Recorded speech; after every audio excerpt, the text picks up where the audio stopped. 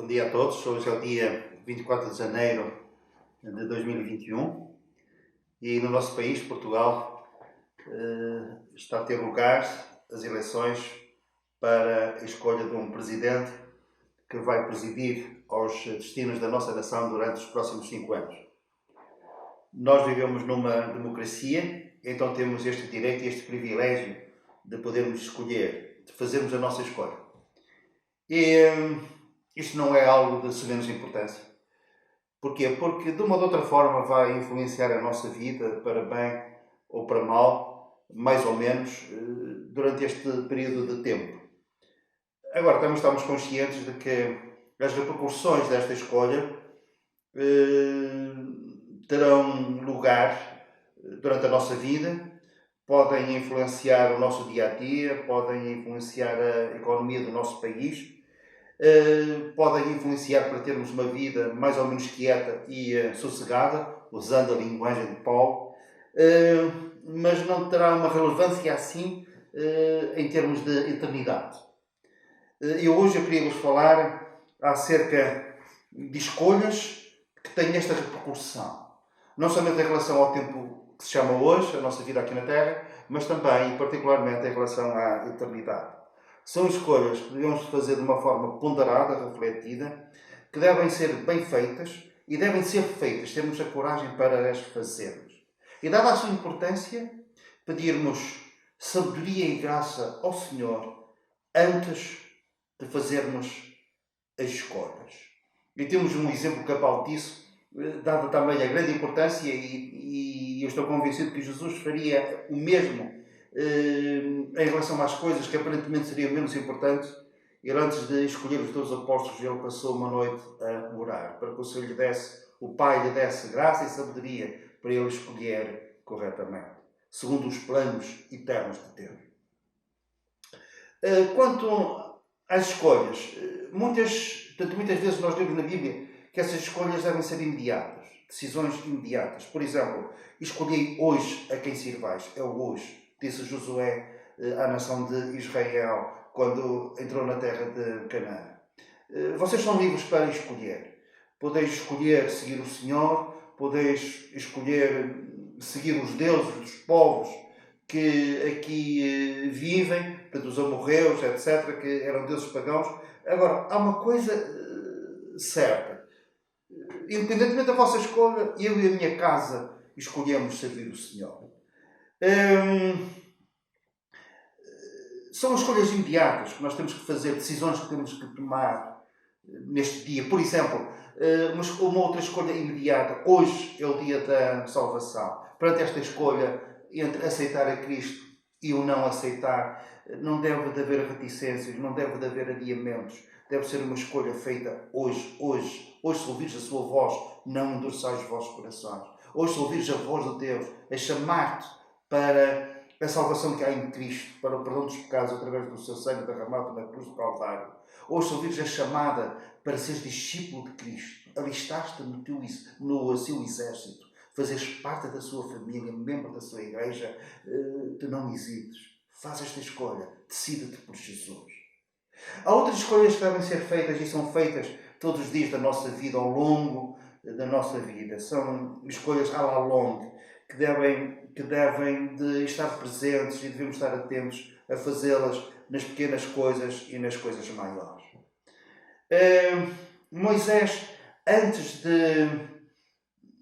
do povo, antes da nação a entrar na terra de Canaã, na terra prometida, ele também lhes colocou uma escolha. Escolhei a bênção ou a maldição. A bênção, se seguirdes os mandamentos do Senhor. A maldição, se não os seguirdes.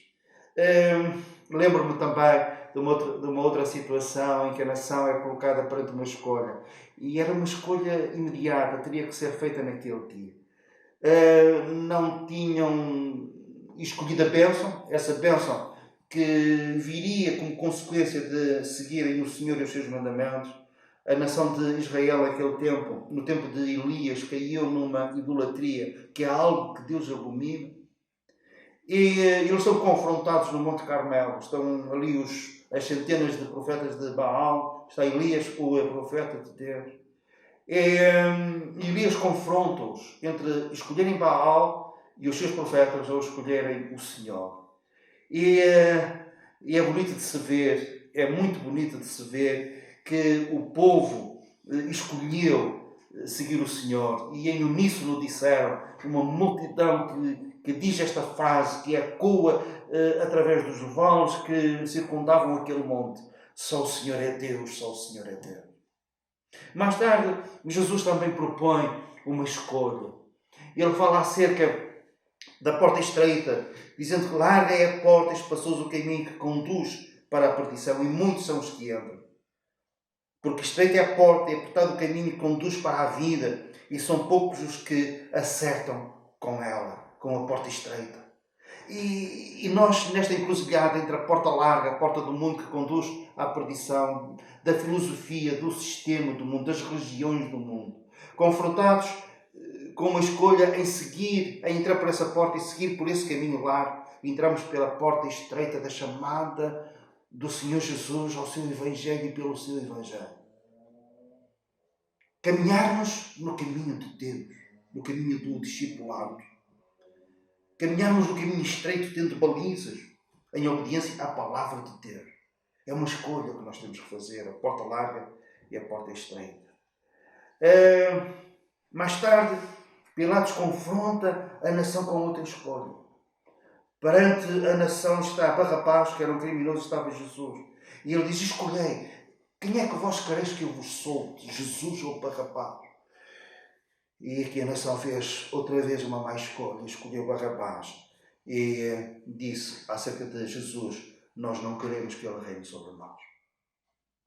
Mas hoje, depois desta introdução, eu queria vos falar acerca de uma forma mais incisiva e mais assertiva, acerca das escolhas que nós fazemos, na nossa reação que temos em relação às circunstâncias. Que podem ser circunstâncias boas e circunstâncias adversas. Por exemplo, como é que nós reagimos quando ganhamos? O povo diz que há pessoas que não sabem ganhar. Porquê? Porque reagimos de uma forma demasiadamente efusiva e denegrindo aquilo que nós vencemos. E às vezes a equipa que perde recebe muito pior a reação que o seu adversário tem pelo facto de ter alcançado uma vitória do que a derrota em si mesmo. O outro não soube ganhar. E isso, às vezes, é uma vergonha maior e uma humilhação maior para aquele que perde.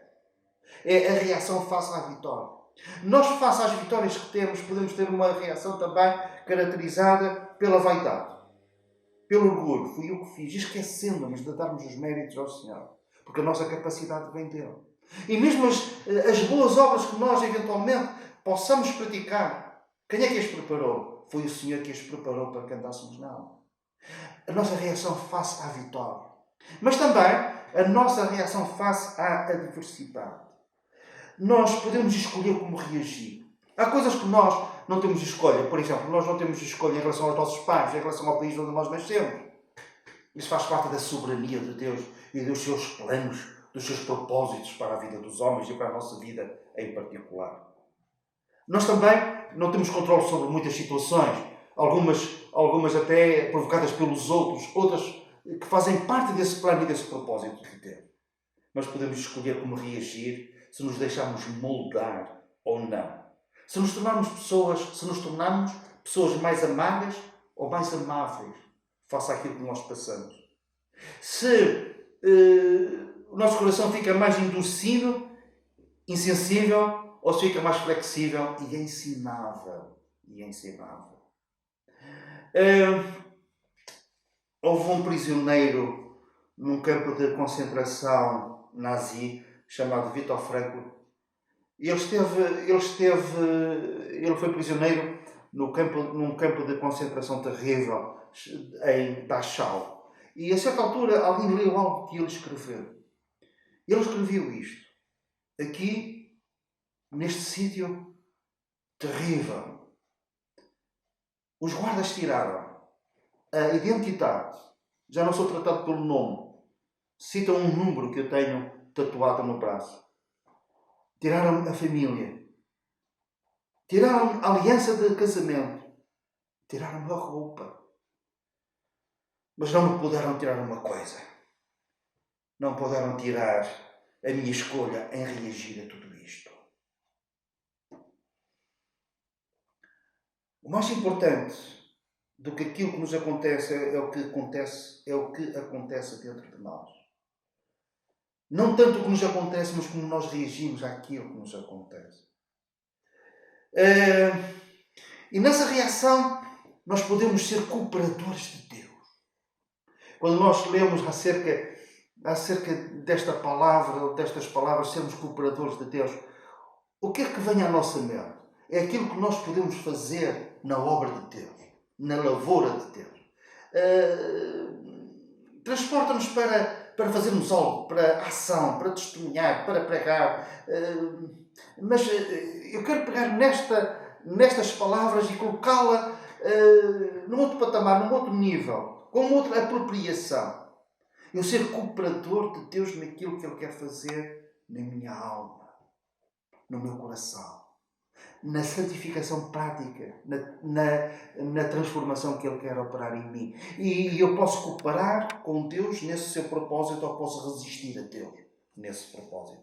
Então, sermos cooperadores de Deus. Eu vou usar o apóstolo Paulo para ser exemplo e modelo daquilo que nós vamos falar acerca das reações face, neste caso, às situações adversas. Ele esteve preso em Roma. Estima-se que ele esteve preso ali 9 meses, numa prisão que ainda hoje pode ser visitada. A prisão Mamertina. Tinha 2 pisos e os prisioneiros estavam no piso de baixo. Eram colocados lá através de um buraco, eram descidos para o piso inferior. Era considerada uma prisão de alta segurança. Pelo piso de baixo passavam esgotos da cidade, devia ter um cheiro nauseabundo. E Paulo esteve ali. Para ali também iam outros prisioneiros, nomeadamente comandantes de exércitos que o Império Romano tinha derrotado. E eles estavam ali à espera de serem exibidos em procissão pelas ruas de Roma, como que fazendo parte do espólio da vitória dos romanos sobre esses povos. E quase sempre, para não dizer sempre, depois de eles serem exibidos como derrotados, eles eram mortos em público. Portanto, os que saíam dali saíam para a morte. Regra geral, saíam para a morte. Então ali, Paulo escreveu 4 cartas. As chamadas cartas prisionais. E nós identificamos estas 4 porquê? Porque nestas 4, em cada uma delas, Paulo diz que está preso.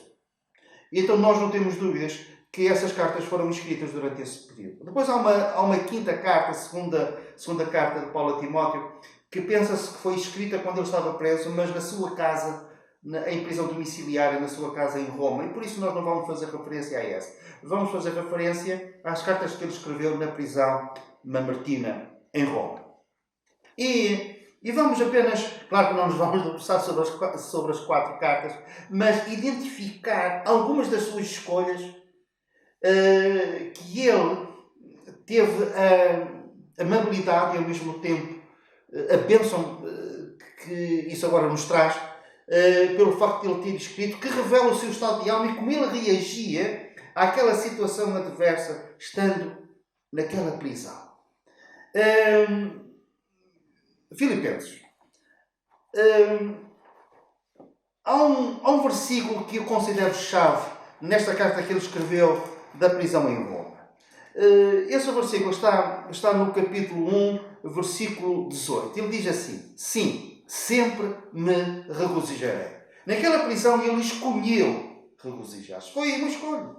Ele podia ter feito uma outra escolha. Entrar numa de desânimo, de desespero, de loucura, autocomiseração, abandonado, esquecido por tantos, a quem ele tinha sido ajudado e tinha sido uma bênção. Mas ele decide regozijar-se. É uma decisão que nós podemos tomar. E porquê é que ele decidiu isto? Será que ele seria um lunático? Alguém irrealista? Naquelas condições? Ele não somente está contente, mas ele vai além disso. Ele diz: regozijar-me-ei sempre, sempre. Ele é um homem contente, ele é muito contente ali. Nós quase que podemos arriscar e dizer que naquela prisão ele era um homem feliz, era um bem-aventurado. Nós perguntamos, mas porquê? O que é que o levava a ter este sentimento de alma, a ter feito esta escolha? Se nós fôssemos ler a epístola, nós iríamos ver que ele registrou algumas coisas importantes. Nomeadamente, eu estou perfeito em Cristo. Para mim a morte é lucro. Eu posso morrer, eu posso ser decapitado aqui nesta prisão, mas para mim o morrer é ganho, o morrer é lucro.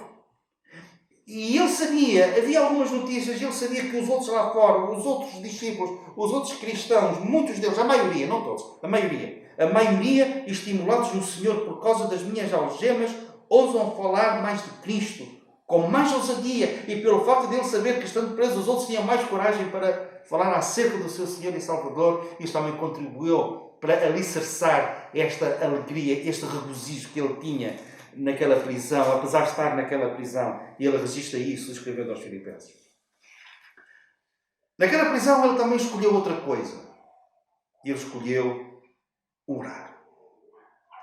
Em Colossenses nós vemos isto. Ele escreve esta carta e ele pede para que orem por ele. E é legítimo nós pedirmos que outros orem por nós.